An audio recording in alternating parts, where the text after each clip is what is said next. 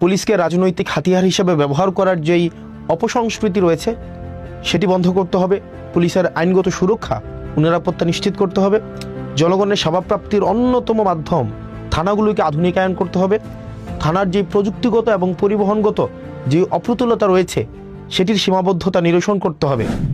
সংসদের প্রথম অধিবেশনে বলেছিলাম যে পুলিশকে ম্যানেজ করে চলার যে একটা সংস্কৃতি আছে সেটা থেকে মূলত হচ্ছে আমাদের দেশে পুলিশি যেই বিদ্যমান দুর্নীতিগুলো সৃষ্টি হয়।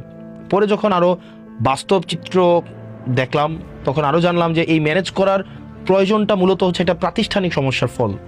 তো সেই জায়গা থেকে পরে আরও খোঁজ নিয়েছি এবং সবচেয়ে অ্যালার্মিং বিষয় কি জানেন, যখন খুন ও ডাকাতির মতো এই স্পর্শকাতর বিষয়গুলোর মামলা হয় এবং সেই মামলাগুলোর তদন্তের জন্য একটা তদন্ত কর্মকর্তার বরাদ্দ থাকে মাত্র ৬,০০০ টাকা। এবং আরও বিষয় হচ্ছে এই ৬,০০০ টাকা খরচ করার জন্য একাধিক কর্মকর্তাও বদলি হয়। তো বদলি দেখা যায় একাধিক কর্মকর্তা বদলি হচ্ছে, কিন্তু ওই ৬,০০০ টাকাই কিন্তু আসলে বরাদ্দটা থেকে যাচ্ছে। তো আরও উদ্বেগের একটা বিষয় আছে। আমরা জানি যে আমাদের দেশ থেকে প্রত্যেক বছর বিপুল পরিমাণ অর্থ বিদেশে পাচার করা হয়েছে এবং এখনও পর্যন্ত বিভিন্ন সময়ে এই ধরনের ঘটনাগুলো ঘটে থাকে। এই অর্থ পাচার সম্পর্কিত যেই মামলাগুলো রয়েছে সেগুলোর তদন্তের জন্য একজন কর্মকর্তাকে মাত্র ৩,০০০ টাকা হচ্ছে আপনার বরাদ্দ দেওয়া হয়। তাহলে এই ৩,০০০ টাকা বা ৬,০০০ টাকার মধ্য দিয়েই তদন্ত সংশ্লিষ্ট কার্যক্রমগুলোই হচ্ছে সম্পন্ন করতে হয় এই সরকারি যারা এএসআই আছে বা এসআই আছে বা তদন্ত কর্মকর্তা আছে তাদেরকে। সমস্যাটা বা বিপত্তিটা বাধে যেখানে সেটি হচ্ছে যে আপনি যখন দেখবেন একটা কর্মকর্তা যখন তদন্ত সংশ্লিষ্ট একটা জায়গায় সে কোনো একটা জায়গায় ৪-৫ বার যায় তখনই দেখা যায় এই অর্থ শেষ হয়ে যায়। তো এই অর্থটা বাকি অর্থটা একটা তদন্ত কর্মকর্তা কোন জায়গা থেকে এসে সংগ্রহ করে, এই সংগ্রহ যে জায়গা থেকে করে এটা নামই হচ্ছে ম্যানেজ করা। সে ম্যানেজ করে নেয়। সে কোন জায়গা থেকে ম্যানেজ করে নেয়? সে যে বাদী থেকে ম্যানেজ করতে হয়, অথবা যে বিবাদী থাকে তার থেকে ম্যানেজ করতে হয়, সাক্ষী থেকে ম্যানেজ করতে হয়, তাকে বিভিন্ন প্রক্রিয়ায় সেই বিষয়গুলো ম্যানেজ করতে হয়।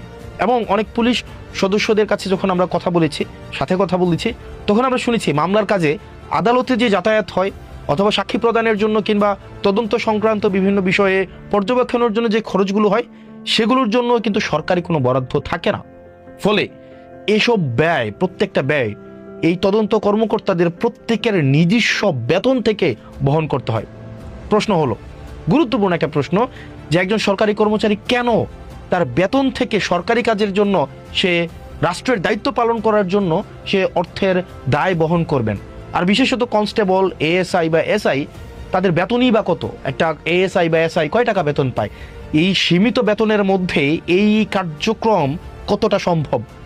সুতরাং আমি যদি এই বিদ্যমান সমস্যাটা রেখে আমি যদি একটা তদন্ত কর্মকর্তার কাছ থেকে স্বচ্ছতা প্রত্যাশা করি তাহলে সেটা এক ধরনের হিপোক্রেসি।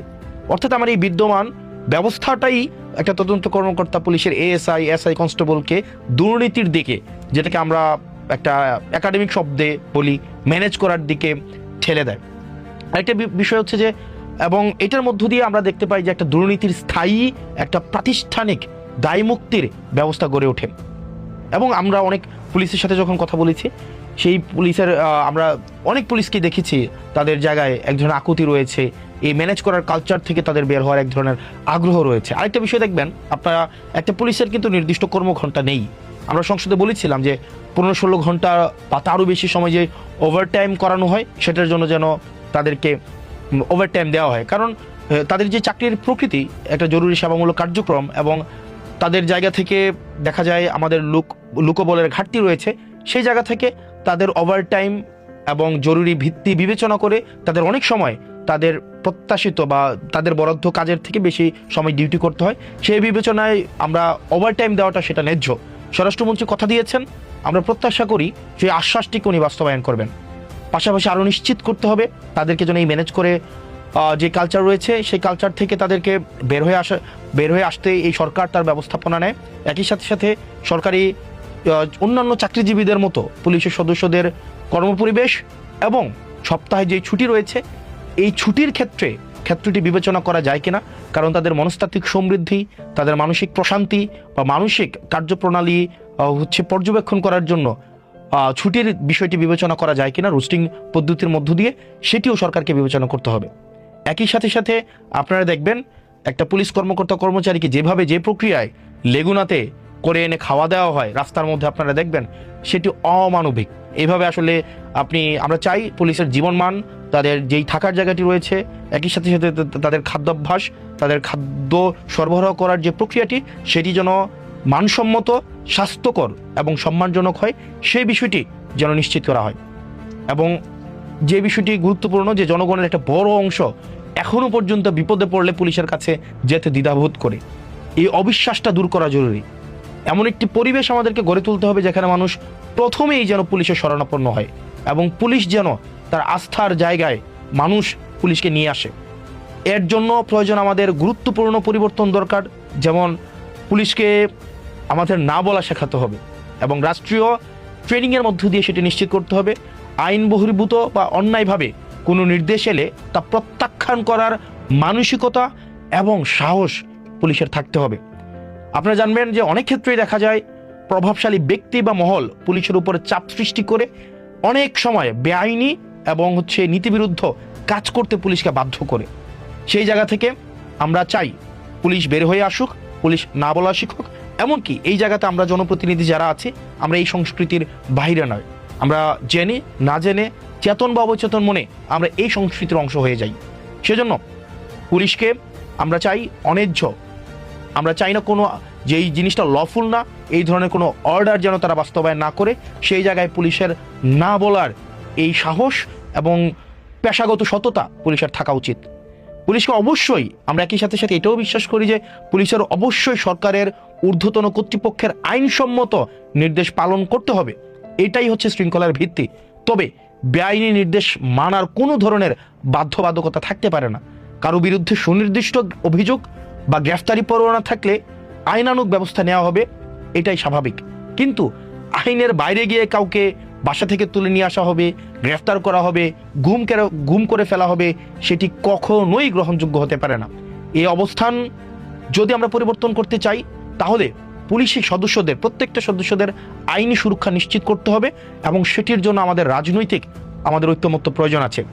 এই অবস্থান অবশ্যই পুলিশ যাতে বেআইনি আদেশ প্রত্যাখ্যান করার ফলে কোনো ধরনের আইনি জটিলতার মধ্যে না পড়তে হয়, কোনো ধরনের হয়রানির শিকার যেন কোনো পুলিশ সদস্যকে না হতে হয়, সেই বিষয়টি ওই সরকারকে নিশ্চিত করতে হবে।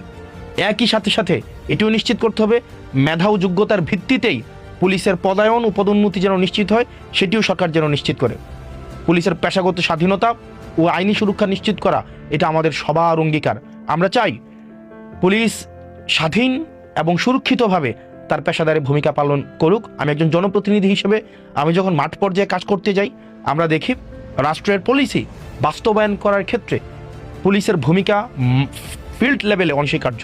তো সেই জায়গা থেকে এই যে আমরা পুলিশ সংস্কার কমিশনের কথা বলছি, এটি শুধুমাত্র পুলিশের শুধু নিরাপত্তা দেওয়ার জন্য নয়, এটি শুধুমাত্র পুলিশের অধিকার যথাযথ বাস্তবায়ন করার জন্য। পুলিশ যদি জনগণের হতে চায়, আমরা চাই না পুলিশ কোনো দলের হোক, পুলিশ কোনো সরকার দল, বিরোধী দল, পুলিশ কোনো এই ধরনের দলদাস হিসাবে পুলিশ তার কার্যক্রম পরিচালনা করুক, সেটা আমরা কখনোই চাই না। আমরা চাই পুলিশ জনগণের হয়ে উঠুক।